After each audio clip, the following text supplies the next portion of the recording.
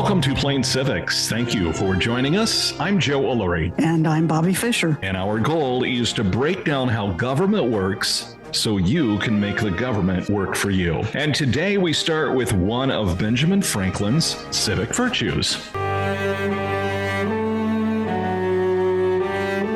Once again, if you haven't been listening, this is our continuing short series where we present the civic virtues that Benjamin Franklin, one of our most significant founders, thought to be the most important. He thought these civic virtues or qualities that help individuals become better people and contribute to a stronger society mattered just as much as public action. As we work our way through these, think about how these civic virtues track in your own life. So the third civic virtue is order. Benjamin Franklin said, "Let all your things have their places. Let each part of your business have its time." How do you stay organized or keep your responsibilities in order? How does this help you or others? And Bobby, Franklin believes self-government begins with discipline, but what happens when leaders stop practicing discipline? What happens when institutions stop respecting boundaries? And today, we're going to look at that question head on. So, Bobby, let's get to work. And now our feature presentation.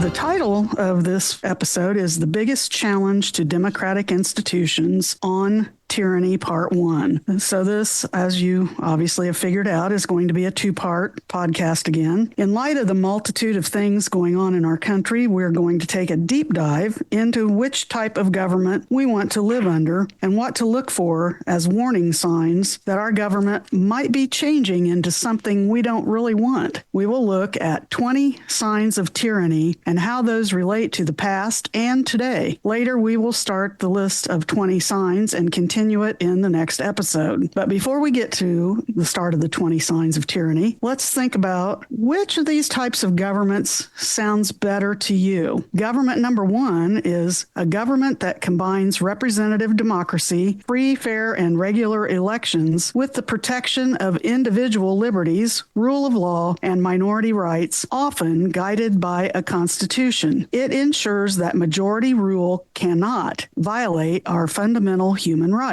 Government type number two, a government characterized by highly concentrated power, limited political pluralism, which means power distributed unevenly, and the suppression of democratic processes, civil liberties, and of opposition. It relies on fear, propaganda, and often economic control to maintain power, frequently emerging through the erosion of democratic institutions. And I like, Bobby, that you frame these as questions. So think about that. Which one of these do you want to live in? If you are wondering if these two types of government have names, they do. And we have discussed them before, but it's been a while for the second one. Government number one is defining what is known as liberal democracy. We will come back to the term liberal democracy in just a minute. Government number two is defining what is known as authoritarianism. Again, and as you just said, which one of these types of governments sounds more favorable to you? Which one do you want to live in? So let's go back to that term liberal democracy, because I know the term liberal probably set some people's hair on fire. I was just going to use that example. So when the term liberal is used in this case, as in liberal democracy, it does not mean liberal as in how we discuss liberal beliefs. For example, those who lean left and follow a political party that advocates progressive policies and open-mindedness, such as our current Democratic Party in the United States. Instead, liberal here means a democratic government in the sense of advocating for the freedom of the individual and government guarantees of individual rights and liberties. Sometimes terminology can be confusing. We've talked about that numerous times, like with the word democracy, for example. While all liberal democracies are democracies, not all democracies are liberal. For example, we have what's known as illiberal democracy, where elections occur but rights are restricted. A liberal democracy adds constitutional protections for individual rights, civil liberties, and the rule of law to restrict that power, preventing tyranny of the majority. Characteristics of liberal democracies are: one, they have representative elections, so citizens elect officials to govern on their behalf. They offer and protect individual rights, protection of civil liberties, such as freedom of speech, assembly, and religion. They have rule of law.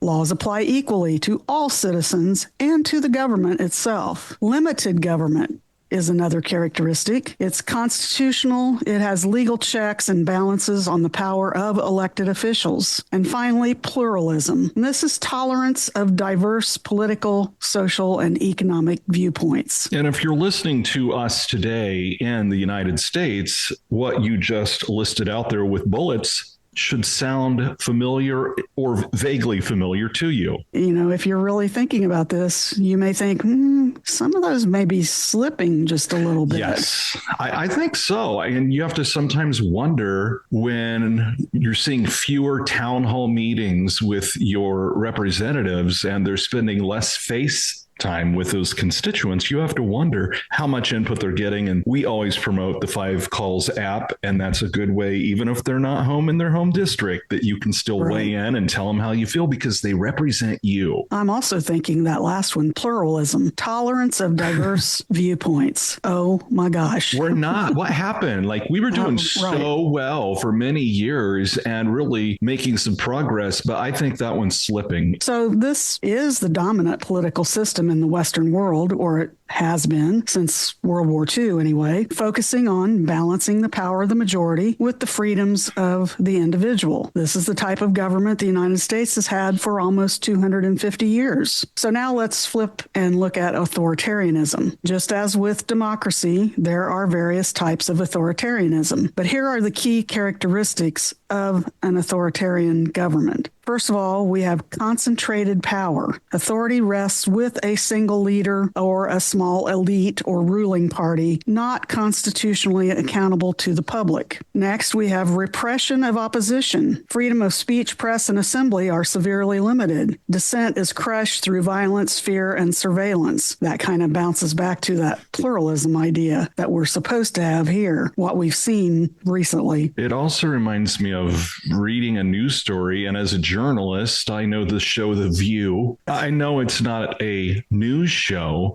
Right now, there is what appears to be a crackdown on free speech in those places, in those forums. Right, and with the late night comedians. Yes. As well. Next in the characteristics is institutional subversion. So leaders often use legal or semi-legal means to weaken checks and balances, control the judiciary, and manipulate elections. Keep that one in mind. And then finally, control and co-optation. Regimes often control media, military, and economic resources to ensure obedience and create dependency. So whether the authoritarian regime is a monarchy, military dictatorship, or a competitive authoritarian, these are still the general characteristics. There might be elections held, but the outcome is really controlled by the authoritarian regime. There are impacts on freedoms and the economy in an authoritarian-run government. Fundamental rights are sacrificed for the quote-unquote stability, resulting in arbitrary arrests, harassment of minorities, and lack of accountability. The economy is often characterized by cronyism, where state resources are directed to loyalists, potentially leading to instability or, conversely, rapid development focused on nationalistic, regime-driven goals. Authoritarianism often arises when leaders, sometimes democratically elected, systematically dismantle democratic norms. As we go on in this episode, I would ask that listeners keep thinking, which type of government sounds like the one I want to live in. And I would also like listeners to consider if they are seeing some or all of these signs of our democratic republic slipping into authoritarianism. We're going to look at how governments can go from democratic to authoritarianism. But first, we're going to take our little time off here for a little history tidbit. So this is our Don't Know Much About History portion of our episode.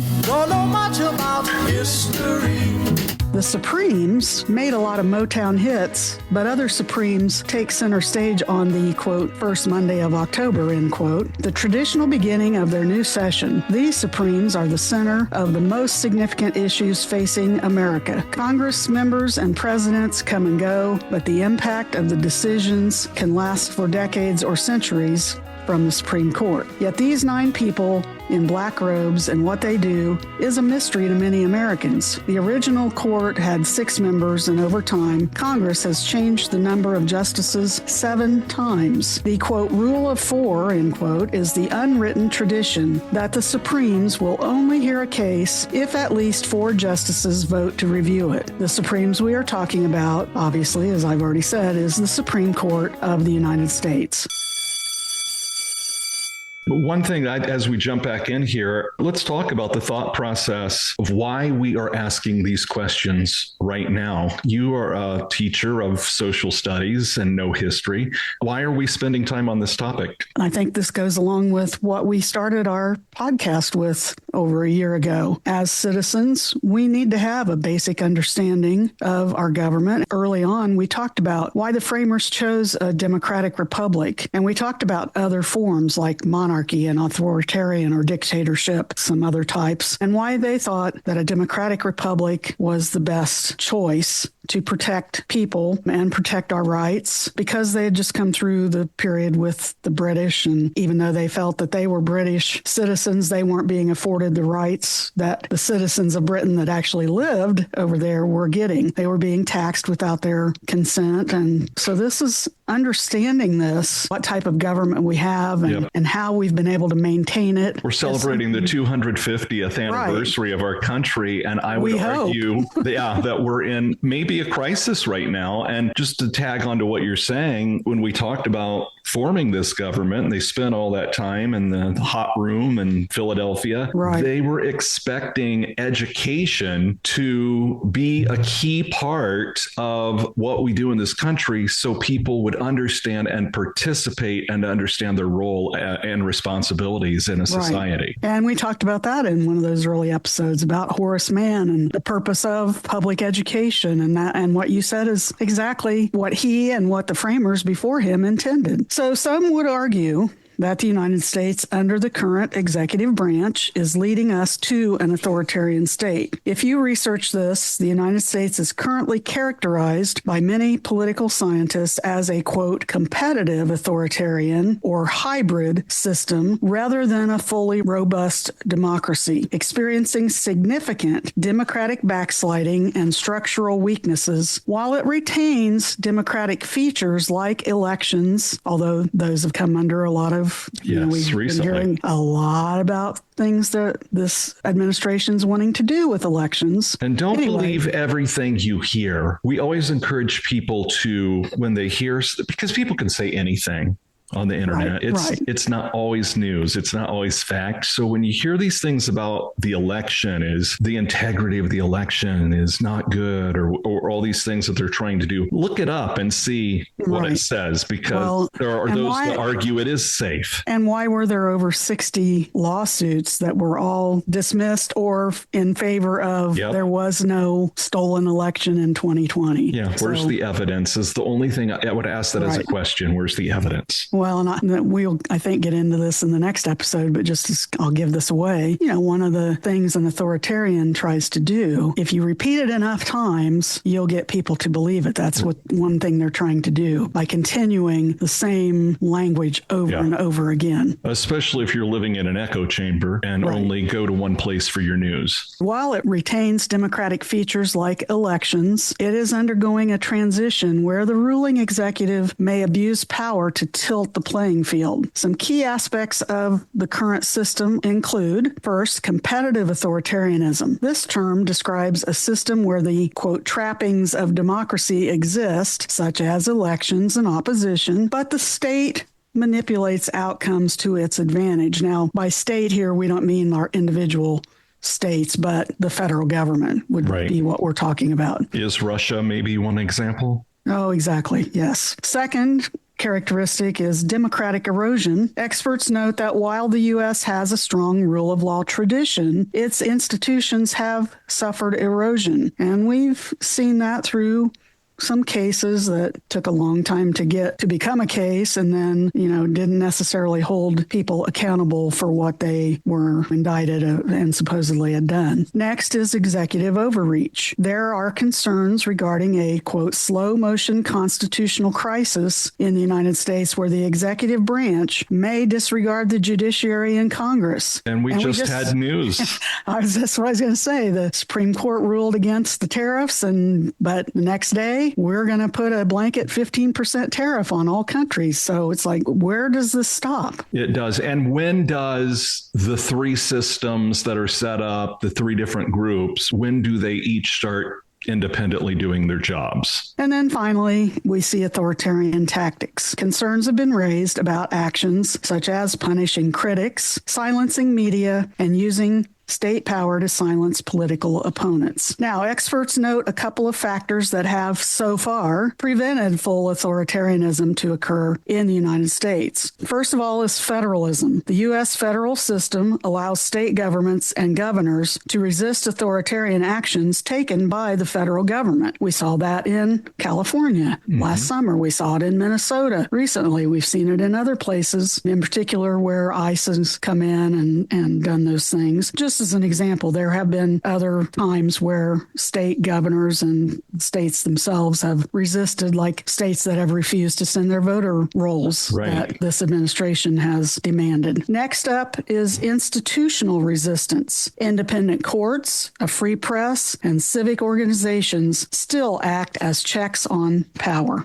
While some studies indicate the U.S. is on the verge of autocracy, others emphasize it is a democracy in crisis with a, quote, competitive authoritarian tilt rather than a full entrenched dictatorship. So before I go on, what that means to me is we still have time to check these impulses and to stop some of these actions that are being taken that do not fall within the parameters of our democratic republic and our Constitution. You posted an article that I read that gave me some hope that we're not slipping away and there is still time. And it talked and revisited of kind of how the American public sentiment was when Watergate was going on and how at first it was just sort of this background news story. Exactly. But then it seemed all of a sudden, it almost seemed like it happened overnight. The public sentiment toward it changed, and that was quickly after when Nixon stepped down. Exactly. That was a great article that I know which one you're talking about. And that's true. I mean, I was alive then. I was in high school, but I remember it's like, then they kept trickling about some of this news about the break-in and all that. And then boom, suddenly it's like, wow, president's resigning. So what leads democracy to authoritarianism? Democracies often slide toward authoritarianism through what's known as democratic backsliding, where elected leaders gradually undermine checks and balances, take advantage of deep societal polarization, which we've talked about on this podcast numerous times, and they weaponize or appeal to populism. And what that means is they're offering unorthodox solutions or policies that appeal to the common person rather than the traditional party or partisan ideologies. And we've seen that a lot with this administration, especially this time around. Lots of promises and overblown things that those of us that understand how our government works and so forth are just sitting back thinking, that ain't going to happen.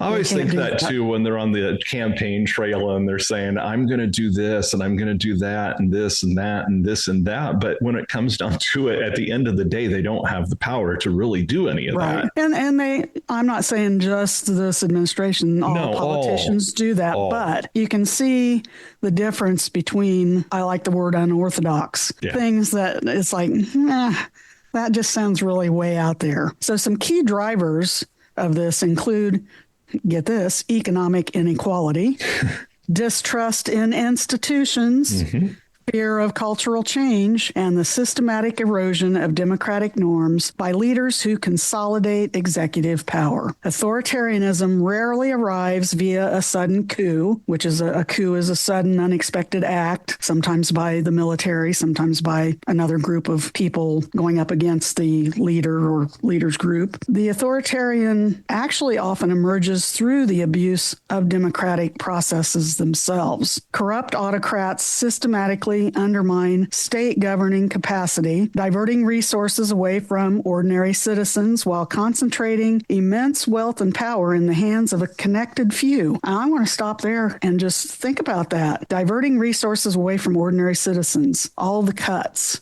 that we saw with the Doge thing at the beginning, and all of these wealthy, powerful people in the cabinet and in high places that are definitely not qualified for the roles that most of them have been put in, but they're connected and many of them are wealthy. So the poor and the middle class people suffer at the hands of this small, wealthy group. And that kind of goes back to one of the characteristics of an authoritarian government. It made me think of that. I was just going to say, I don't have $1 million to send the presidential candidate, and I'm guessing you don't have 5 million or 10 million to send them. And one of the things that I think as a country that would be good for us to talk about is the money that gets funneled into the election system and the influence that comes along with that. Because ordinary people, me, I can't make that kind of financial commitment. I mean, I have my voice and that's about all I have, and my vote. So the fact that some of these richest people in the world are donating to some of these candidates, I think that should be a bell ringing. And that goes back to, we've briefly mentioned, and maybe we need to do a whole segment on the Citizens United ruling by the Supreme Court that took away a lot of those safeguards on money and so forth. And I just heard on the news the other day that lobbyists are lined up at the door of Howard Lutnick, who's the Commerce Secretary, trying to curry favors. You know, we'll donate money, you know, if we get this legislation or whatever. And it's just wrong. It's just not the way that the framers meant for. It is wrong. And it's almost become normalized now that we don't even blink when it happens right under our eyes, you know. And again, not a hammer on this administration, but I don't ever remember before in my life seeing country leaders coming into the Oval Office and offering gifts to a president to curry favor. And they're not supposed to accept them anyway. Yes. Is that the emoluments? Yes. Yeah. The collapse of the public sphere discourages civic engagement and paves the way for what the late historian and philosopher Hannah Arendt called, quote, the politics of inevitability, end quote. What that means is nothing will ever change, so why bother? And we've talked about apathy before. Yep. So anticipating the autocrat's playbook is key, especially to those of us that do pay attention and are involved, and we see more and more people, common citizens, becoming involved. The good news, it is out in the open, and it can be defeated. The framers created a democratic republic based upon laws and established a system of separation of powers and checks and balances to avoid the evil that they, as well as ancient philosophers, called tyranny. They feared that a single person or group might seize power or circumvent or go around the law for their own benefit. In Europe, we saw three major democratic moments in the 20th century, those being World War I, World War II, and the fall of communism in 1989. Several democratic experiments founded after each of these events failed. Often these democracies collapsed into right-wing authoritarianism or communism. Fascism and communism were both responses to globalization and the perceived inequalities it created and the inability of democracies to deal with the issues around globalization. Fascist and communist governments claimed to have the answers and appealed to the people. As we know, neither worked, and both eventually failed at this promise. And I brought that up right then because we're in a period of globalization even more, and that may be contributing some to why we see some of our democratic ideals backsliding and people accepting these quote unquote promises by our government and our leader. The rest of us have to hold strong and realize that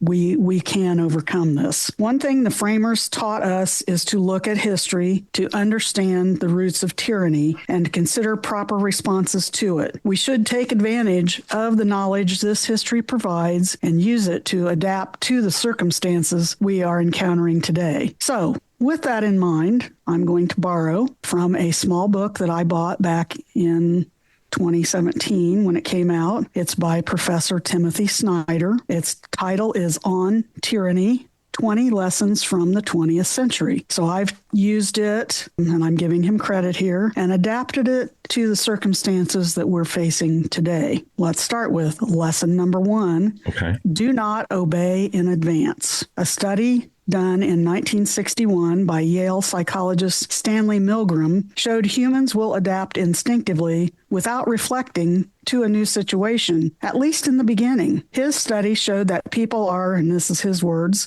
surprisingly willing to harm and kill others in the service of some new purpose if they are instructed by a new authority. End of quote. Milgram said he was amazed that he found so much obedience while doing this study. This made me question if this could be what has happened with ICE in Minneapolis and other U.S. cities where innocent bystanders have been killed. This is chilling stuff. I didn't want to write the whole what his study entailed, but I'm sure if you Googled Yale psychologist Stanley Milgram, 1961, but it was very interesting what he set up with real people. So I would highly encourage people to look up that study if they have the time. And I can just say, like, from being on social media, a lot of times we have a call to action and all you have to do is ask somebody to do something or say, would you please do this? And a lot of times unquestioned, if you ask people to do it, they do it. And right. This just proves how easy that is. Lesson number 2 is defend institutions. We tend to assume that institutions will automatically maintain themselves against attacks, but sometimes institutions are deprived of things they need to the point that they cannot protect themselves against the authorities. It only took the Nazis 1 year to organize and humble all major institutions in 1933. That blew me away. 1 year. That's year. fast. And if you buy the book, it's just a little book. It doesn't cost very much. He explains and details all the things that they did and how they did it. And it's amazing.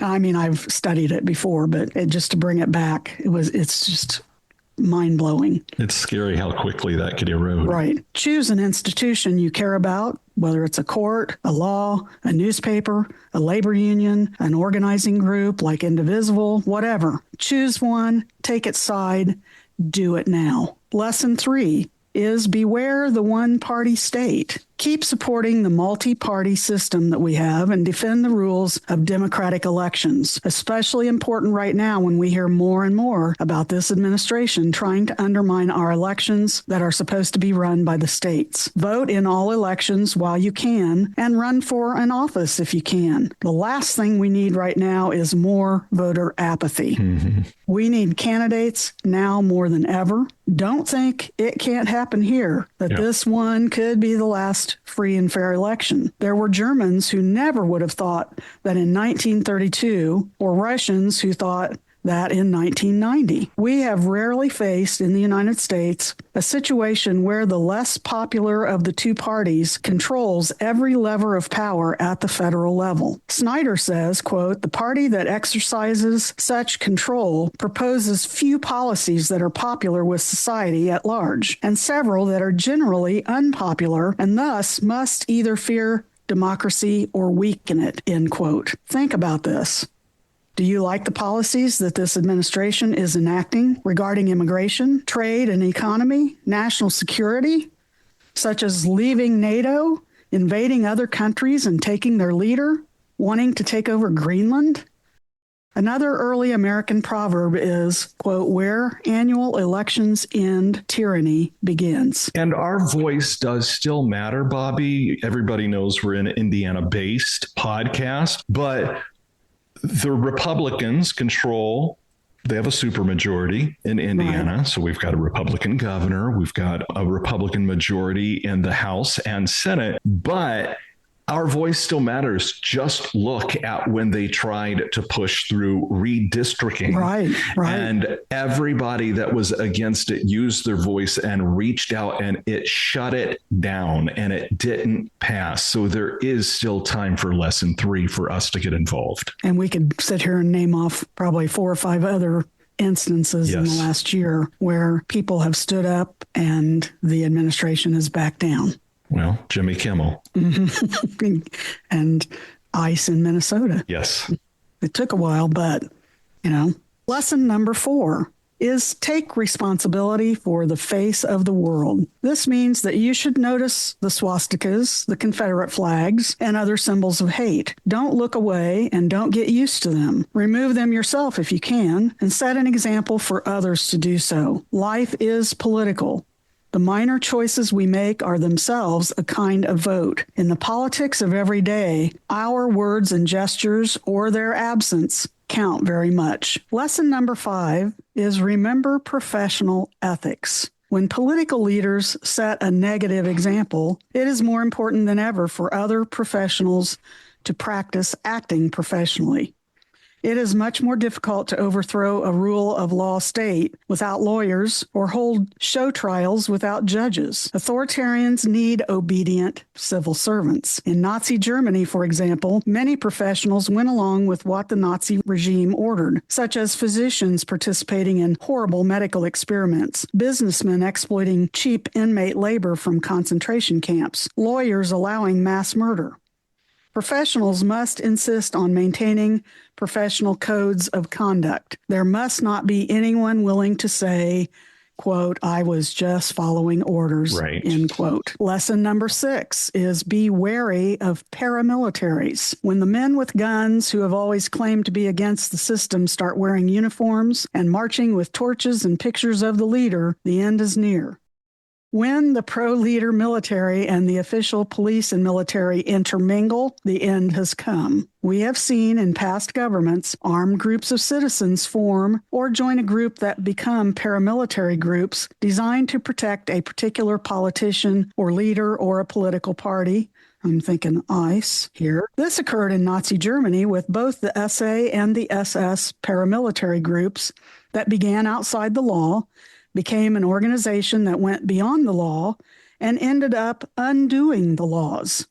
We also saw this in Romania with the Iron Guard and in Hungary with the Arrow Cross in the 1930s. And again, I did not put the details, but you can Google those and look them up or buy the little book. Snyder explains what both of those groups did. I'd recommend seeing the movie Nuremberg, which is out right now, too. The federal government of the U.S. has used mercenaries in warfare, and some states pay corporations to run private prisons, so the use of violence in the U.S. is already greatly privatized. What is different is a president who wishes to maintain, while in office, a personal security force, which he used during his campaigns to use force against dissenters. Protesters and dissenters would be removed from rallies, but not before the candidate, who was president the second time around, would demand the protester be removed while the crowd was chanting, USA, USA. After the removal, the candidate states, quote, isn't this more fun than a regular boring rally? To me, it's fun, end quote. This kind of mob violence is meant to transform the political atmosphere, and it has in the last 10 years. Yeah, like a candidate saying, beat the hell out of that protester and I'll pay your legal bills. This transformation also works to transform the system by adding the ideology of exclusion to the training of the armed guards, who first challenge the police and military, then penetrate, and finally transform the police and military. Lesson number 7 is be reflective if you must be armed. If you carry a weapon in public service, know that the evils of the past involved policemen and soldiers finding themselves, one day, doing irregular things. Be ready to say no. Authoritarian regimes usually include a special riot police force whose task it is to disperse citizens who seek to protest, and a secret state police force whose assignments include the murder of dissenters or others designated as enemies. We saw this in both Nazi Germany and during the Great Terror in the Soviet Union, both in the 1930s. I would argue that we've seen the first part of this with ICE and CBP being used in both Chicago and Minneapolis at the very least, neither of which are on the border, which is where they're supposed to be located, ICE and CBP in particular, but where we saw them being ordered to do irregular things, such as using violent means to disperse citizens who were there to peacefully protest, even including several deaths of citizens at the hands of ICE and CBP who were their fellow citizens. You know, both people killed in Minneapolis were white people. They weren't immigrants, and I would challenge people to watch the many, many videos from there and from California back last summer. These protesters were not, for the most part, I would venture to say 95% being peaceful. There always has to be someone that's not, but they were protesting. They were voicing their concerns with what ICE and CBP were doing. And if somebody has evidence to the contrary, then let's let the investigations play out and the chips fall where they may, and let's hold accountable whoever needs to be held accountable if something went wrong. This is where we're going to stop today. I have 13 more tyranny lessons to go, and we're going to cover those in the next episode. I would like to recommend another podcast for our listeners to take the time to listen to. It's the podcast called The Best People, hosted by Nicole Wallace. On her January 12th, 2026 episode, she hosted for the second time Professor Heather Cox Richardson, another voice of reason like Timothy Snyder during this time. But it's well worth the time to listen to this one. One main point that I took away from that podcast is that we already have the mechanisms in place in the U.S. Constitution to stop some of the reckless and illegal or unconstitutional actions being taken by the current administration, but they have to be enforced. Congress doesn't need to rewrite the Constitution or write an amendment or whatever. They just need to step up, do their job, do what they took an oath to do. That is, quote, to support and defend the Constitution of the United States against all enemies, foreign and domestic, that I will bear truth, faith, and allegiance to the same. That is part of their oath, and they need to start doing that. So we made it through 7? 7 of them. 7. Yes. All right. Now, my mom, Bobbi, told me always, and my grandma always said, never, ever, ever get in a lady's purse. But I'm curious, if I were to get in your purse, do you travel with On Tyranny? That small little book in there. I don't, but it is right beside my chair, and it's well worn. Just as my pocket constitution. I was just going to say my pocket constitution's always within reach. And I actually have 2 pocket constitutions. One is one I used to use when I was doing the We the People stuff, and actually both of them were. The other one is an annotated version. And then I also have Dr. John Patrick's book, where he explains many of the concepts that are included in our government and our framework, and other things as well. So we'll get to 13 more lessons? That's right. In the next podcast. But right now, it's time for the pop quiz, Bobbi. Bueller. Last episode's question, who signs bills to become laws? And the answer, if you got it, is the president. This episode's question from the U.S. naturalization test is, what does the president's cabinet do? Just a general, what's their purpose? All right. So thank you for the pop quiz. Now, I want to do a little bragging today on us. And sometimes it's weird to do bragging, but right now I'm feeling pretty confident about it. Okay. We started this podcast over a year ago. I think we said we were on episode 30 today. Yes. And what I really am happy about is that people are sharing and commenting on our podcast. We have had our podcast, one of the 30 episodes, listened to in 28 countries. Wow. And 456 cities. So I'm just taking a minute to step back and say, it's given me the chills a little bit right now. And what was a while, not too long ago, you said you looked at where we rank with civics podcasts, and I can't remember your exact details. Do you recall? Yeah, I do. Like, so if you go into, let's say you use Apple or Spotify is one. Like, I know in Apple, if I just go in and type the word to search for civics, our podcast comes up as 6th out of all the podcasts out there. And that is another thing that makes me super proud. Now, is that 6th based on civics? Yes. Okay, under that category. Yeah. And some of them only come up higher because they had more episodes than us, but they've since stopped publishing episodes. So we stay at this and we keep climbing. Okay. Is my hope. Reach out to us. Check out our social media pages. We're on Facebook and we're easy to find, just plain civics. And then if you want to email us, do that. We always would love to hear some feedback from you. And it's a super simple email to remember. I'll mention it a couple times here. It's Plain Civics Podcast, all lowercase, no spaces, Plain Civics Podcast @gmail.com,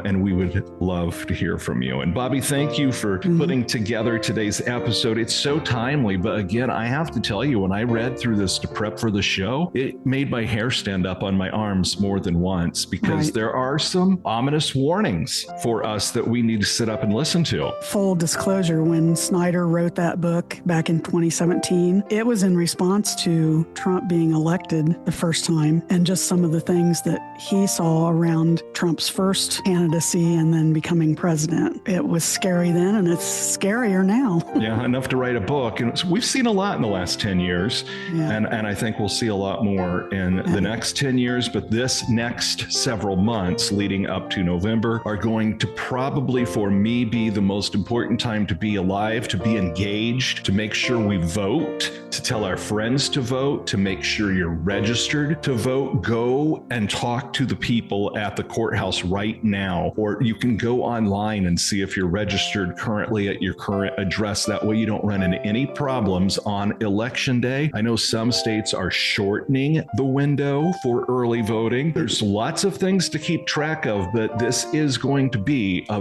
very important election, and I think we're going to face a lot of misinformation out there, so it's important that we trust the right people as we head to November. I might add, too, it might be important if you're not registered or you've moved or whatever to do that sooner rather than later, in case they pass this so-called SAVE Act, which is going to make registering for some people especially so much more difficult. That's going to be an interesting piece of legislation to watch. They're talking about ways that haven't been used in over 100 years for the talking filibuster on that. And I know a lot of the candidates would rather be back in their home districts right now for the next several months campaigning. So we'll see how that goes, but that's definitely going to be a key piece of legislation for us to watch. One last thing, I have slacked on our Facebook page.